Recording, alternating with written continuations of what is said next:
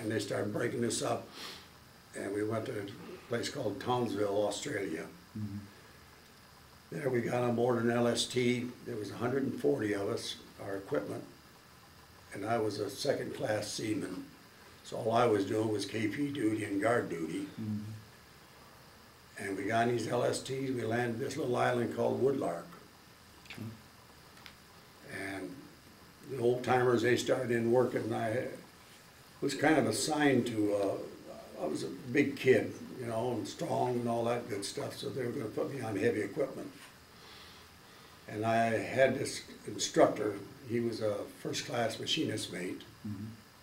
His name was LeRoy L.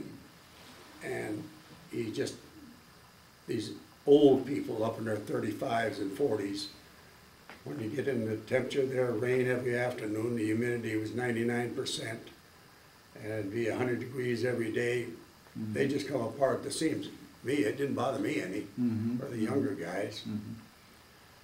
And Charlie, he would come over every night, and he'd drop a bomb every third night or so. What he'd get his engines out of sync. You'd hear him going, woo, woo, woo.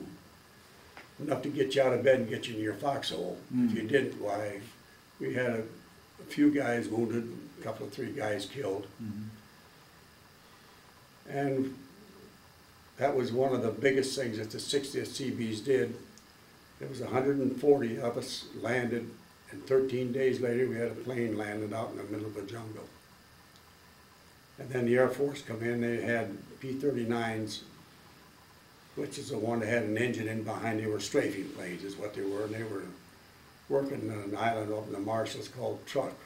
It was a big naval base up there, Japanese. Okay. And we stayed there and finished up the strip. You were in truck at this time? No, this was still Woodlark. Oh, Woodlark. Yeah, they were bombing, shooting okay. Truk. They were shooting that up with these B-39s. Okay. And these B-39s had weak wheels on them, I guess, because it must have been, because we had about 3 of them land and a wheel would break off. Mm.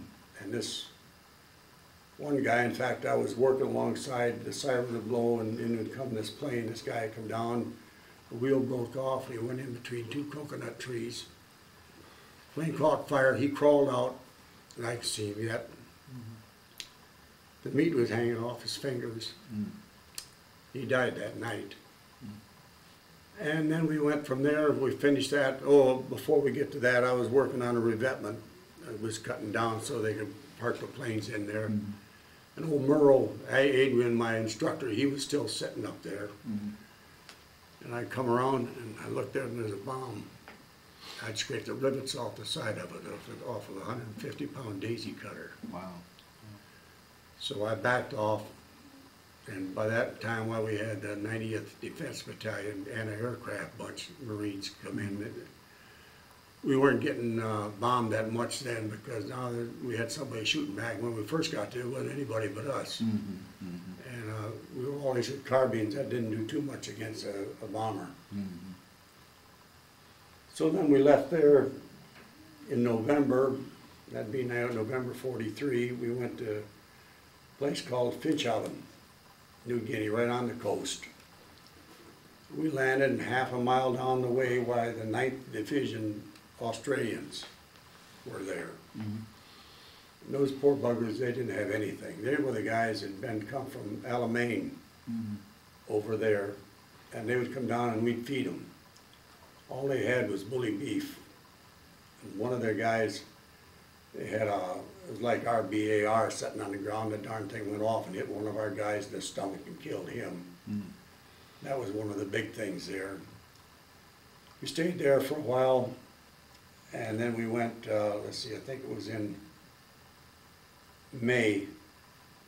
That would be '44. Mm-hmm.